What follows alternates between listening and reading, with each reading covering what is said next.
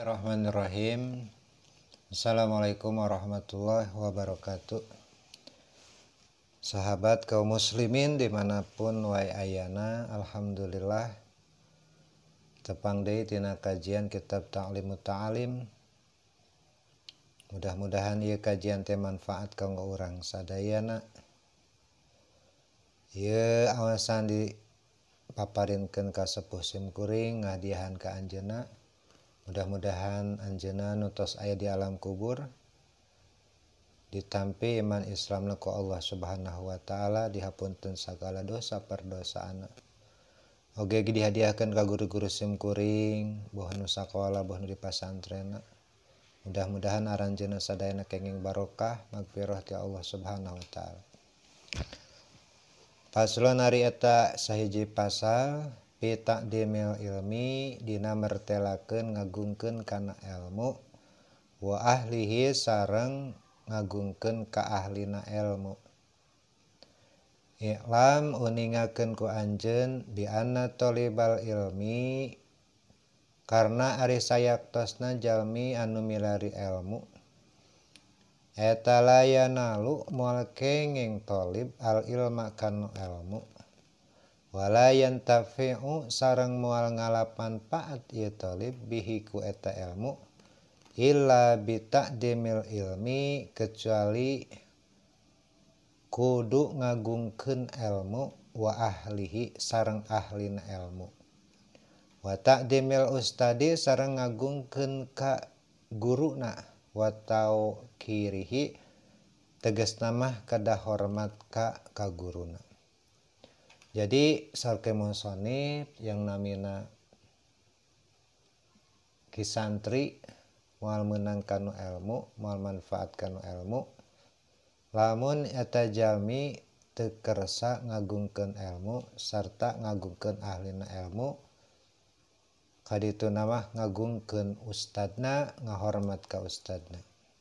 Jadi wajib pikeun para santri mah kila parantos dicarioskeun aya hiji nasihat ma wasala moal dugi moal sukses saha man jalma wasala to sukses itu jalma illa bil hurmati kecuali ku sabab hormat. Moal sukses sana jalmi lamun eta jalma teu ngahormat ka ahli ilmu, ka ilmu sareng ka ahlina. Wa ma sakoto sareng moal gagal moal gugur saha man jalma sakoto geus gugur itu man illa bitarkil hurmati kusabab kecuali lamun eta jalma teh bakal gugur lamun geus ninggalkeun hormat. Wa taqdimi sareng ninggalkeun kana ngagungkeun. Wakila sareng parantos dicarioskeun dinasehatkeun naon al hurmatu ari ngaran hormat teh eta khairun langkung sae minat taati tina taat Allah taro nah teu ninggal teu merhatikeun anjeun annal insana ari sanyana manusia eta la yakfuru teu jadi kufur ieu insan bil maksiati ku sabab maksiat tersebut kufur katolak lamun milampa maksiat wa innama sareng saestuna yakfuru kufur ieu manusia teh insan teh bitarkil hormati ku sabab ninggalkeun hormat atau ninggalkeun parentah Allah. Wa min taqdimil ilmi sareng eta tetep dina sapalihna dina ngagungkeun ilmu eta taqdimul muallim ari ngagungkeun kanu ngawurukan dina sapalihna aspek jalmi anu ngagungkeun ka ilmu teh nyaeta syaratna eta jalma teh kedah ngagungkeun ka guruna. Qala parantos ngadawuh saha Aliun Sayyidina Ali karramallahu wajhah mugi Allah ngamuliakeun kana dirina Sayyidina Ali. Kumaha saur Sayyidina Ali ana ari abdi. Eta abduman kaula teh hambana jalma alamani nu parantos ngajarkeun eta man ka abdi harpan kana sahuruf. Ceuk Sayyidina Ali teh sawae jalmana anu ngajarkeun ka kaula hiji huruf nu sahiji maka eta teh kaula teh geus ngahamba ka eta jalma. Insya'a lamun kersa si muallim teh ba'a kana ngajual, lamun mah cenah rek dijual kaula mangga wae. Wa insaha atako atana rek diperdekakeun mangga wae.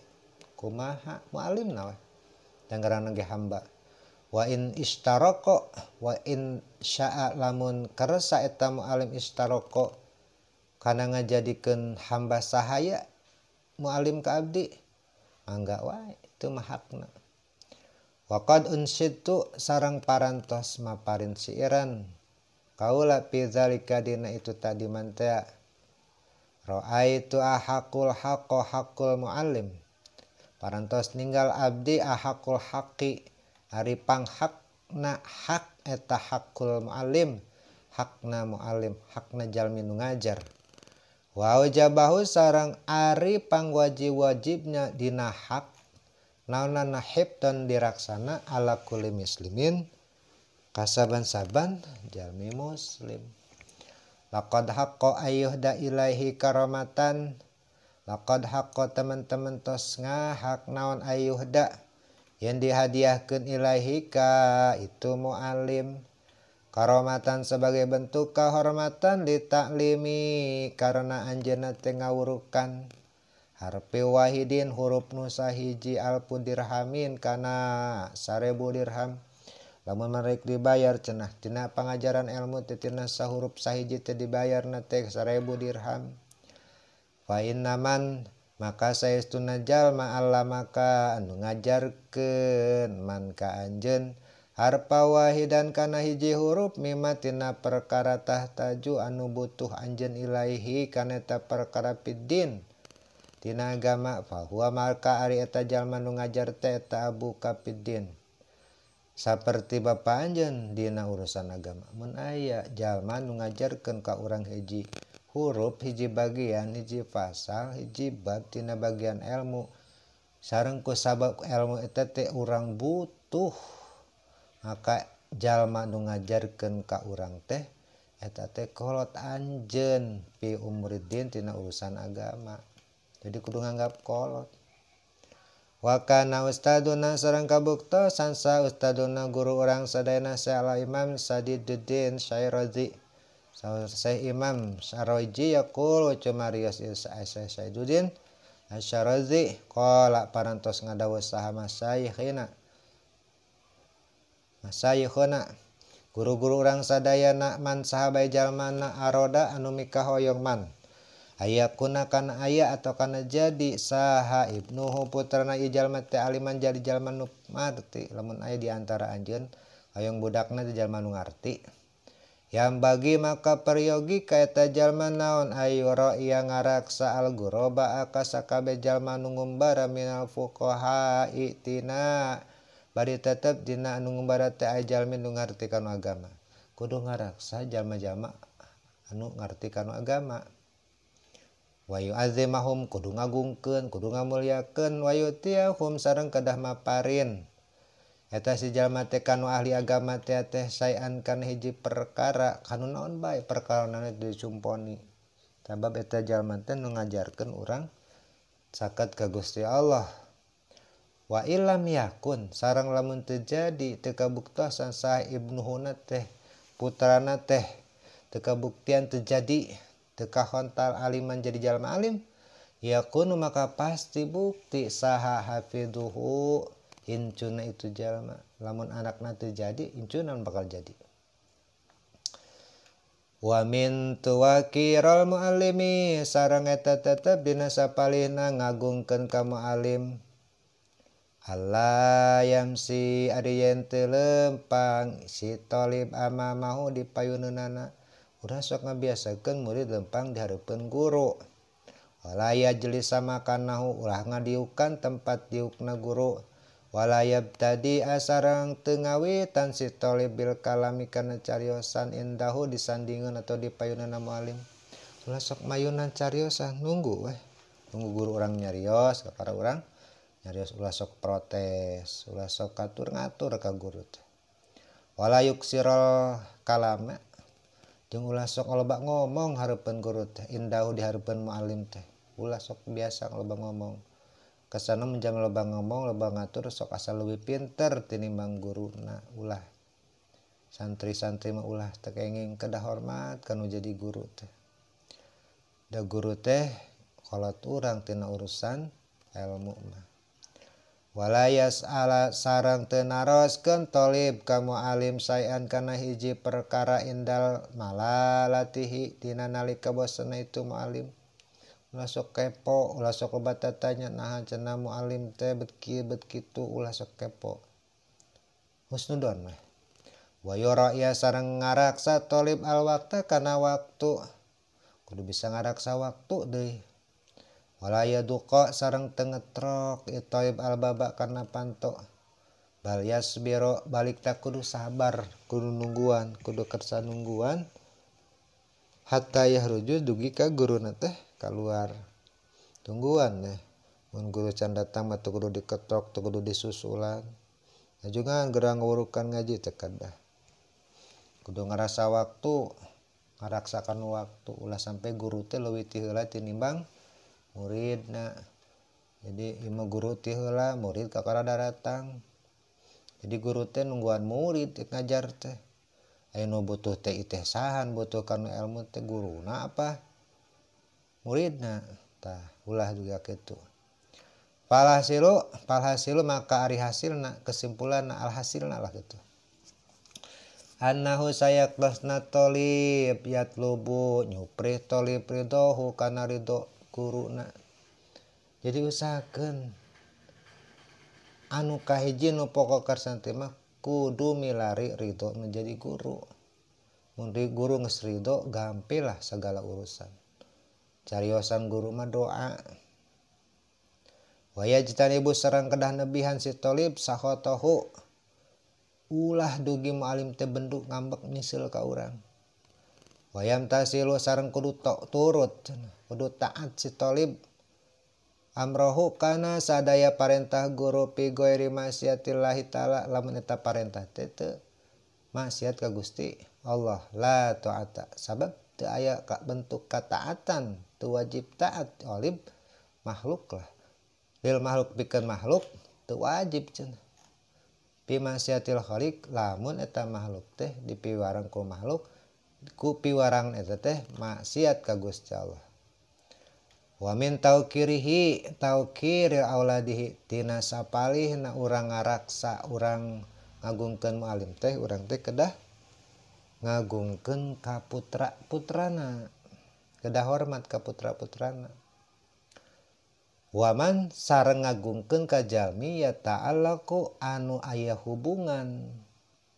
nu aya kekerabatan hubungan lah bosa nasab bosa perkawinan bihi ka eta jalma kudu hormat oge ka indungna ka adikna ka adina guru ka bojona ka dulur-dulurna wa kana sareng kabuktosan tina hiji waktu ustaduna guru urang sadana Syekh Islam Burhanuddin Shahibul Hidayah ieu Syekh Islam Burhanuddin teh anu ngagaduhan atawa nu ngarang kitab Shahibul Hidayah rahmatullah alaih yahki ngahikayateun ieu Syekh Burhanuddin anna wahidan kana sayaktosna ya hiji jalmi min kibari aimatil bukhara tina sapalihna pembesar imam di kota Bukhara kana kabuktosan ijalmi teh eta yajlisu calik ijalmi wahid majelis sadarsi tina hiji majelis pangaosan ngajar anjeunna teh di hiji majelis wa kana sareng nalika kitu kayan keur ngajar yakumu eta ngadeg eta ngadeg si wahid teh si ajengan teh si guru teh fi hilali darsi di tengah-tengah pangaosan ahyanan dina samantawis waktu sok ngadeg cenah asalu maka nalika diuk teh taros teh ku murid-muridna teh anu tina kalakon eta guruna tiba-tiba ngadeg keur ngajar diem gitu nya siga nu ngahormat teh faqala maka ngawalor teh si guru teh si wahid teh inna ibna ustadi sayaktosna putra pamengget guru abdi yal'abu eta nuju amang ya ibnu ma'asib bayani sarta barudak atau sarta rencana pisikati dina jalan pajajahan jajalanan di gang di jalan raya jalan desa misalnya. Faida rawaitu maka nalika ningali kaula kaita putra guru aku mu maka pasti nangtung kaula lahu kaita putra guru takdiman kumargi ngagungkeun kaula li ustadi ka guru kaula. Insyaallah nya akhlak teh sararai. Wal qadi sareng ari qadi hakim al imam Fakhruddin al-Syabandi kana kabuktosan Imam Fakhruddin as-Samarqandi teh eta raisul a'immah pamimpinna para imam pi Marwa di kota Marwa tanah Marwa. Wa kana sareng kabuktosan sa sultanu sultan nate atau raja nate yahtarimuhu sok ngamulyakeun ya sultan ka Imam Fakhruddin ghayatul ihtirami kalawan puncakna kahormatan dihormatina teh luar biasa. Wa kana sareng kabuktosan itu imam teh yaqulu nya parantos nyarios itu imam innama wajatu pasti ningali kaula bihadal mansiba kana ieu pangkat sultan teh bihormatil ustad tinggina ieu pangkat sultan teh sebab si sultan teh hormat ka guru nah ka imam ka guru. Faini maka saya kelasna abdi eta kuntu kabuktosan abdi eta akhdumu ngahidmat al ustadi ka guru abdi. Al qadi tegasna qadi al imam Abi Zaid ad-Dabusi. Wa kuntu sareng kabuktosan abdi teh ahdamahu ngahidmat ka anjeunna.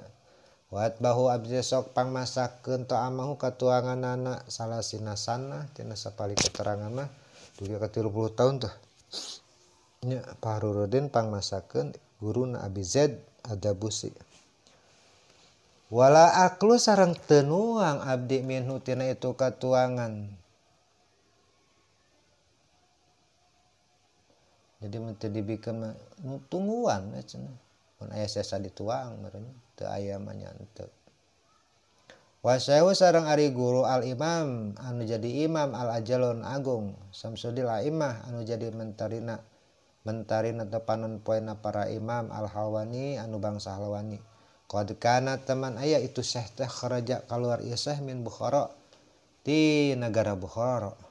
Wasakana sareng tumetep ieu syekh pi badil qura tina sapalihna kampung aya mandina pirang-pirang poe bihadisatin kusabab aya perkara anu anyar anu butuh pemecahan.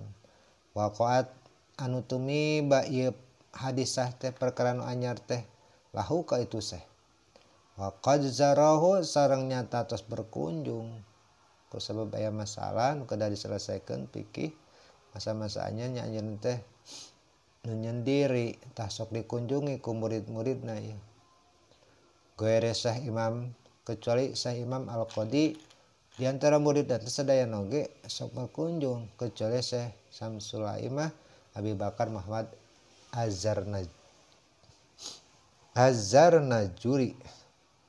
Naziri ieu mah teu datang cenah murid nu hiji ieu mah nu lain mah berkunjung silaturahmi. Faqala maka nyarios tu Syekh Al-Khalwani lahu ka Syekh Abi Bakar ka muridna hina laqiyahu nalika pendak. Lima dalam tazurni nah cenah anjeun teh teu berkunjung ka kaula nalika kaula keur menyendiri lah. Qala maka nyarios ieu Qadi Abu Bakar kuntu guru abdi ari kaula eta masgulan katungkul abdi teh sibuk bi khidmatil wiladati ngaladen nu jadi guru indung abdi. Qala maka cumarios ya Syekh Khalwani ka Syekh Abi Zaid ka Abi Bakar tarzukul umro kusabab anjeun ngahidmat kana jadi guru akan khidmat kana jadi indung bakal dirijan anjeun ku panjang umur. Wala tarzuku zauna qadarsi tapi anjeun moal meunang moal dirizkian anjeun ku alusna pangajaran jadi umurna panjang manfaat dipake ibadah tapi ilmuna teu bisa diamalkeun. Wa kana sareng itu bukti Syekh Abu Bakar teh kadalika eta sapertos kaulna Syekh Halwani ucapanna Syekh Halwani kitu kajadianana teh. Painahu maka sayaktosna itu sa Abu Bakar kana kabuktosan itu sa Abu Bakar teh yaskunu cicing atau tumetep itu sa Abu Bakar pi aksari awqatihi dina nu pangseurna waktu panjang umur tuh fil qura di hiji kampung walam yantadim sareng teu ngurus teu nyusun lahu ka tu sa Abu Bakar tenan adarsu panjang umur tapi teu ngurus pesantren lah teu ngurus majelis. Paman maka sing sajalmana ta'adza anu nyeri anu nyinggung membuat kecewa minhu ti eta jalma saha ustaduhu guruna menyewakeun ka guru mengecewakan yuhramu maka dihalangan teh diharangan lah naon barokatal ilmi barokahna ilmu wala yantafi'u sareng moal ngalap manfaat eta jalmi illa qalilan angin sakedik sakitu heula nya tos ada. Assalamualaikum warahmatullahi wabarakatuh.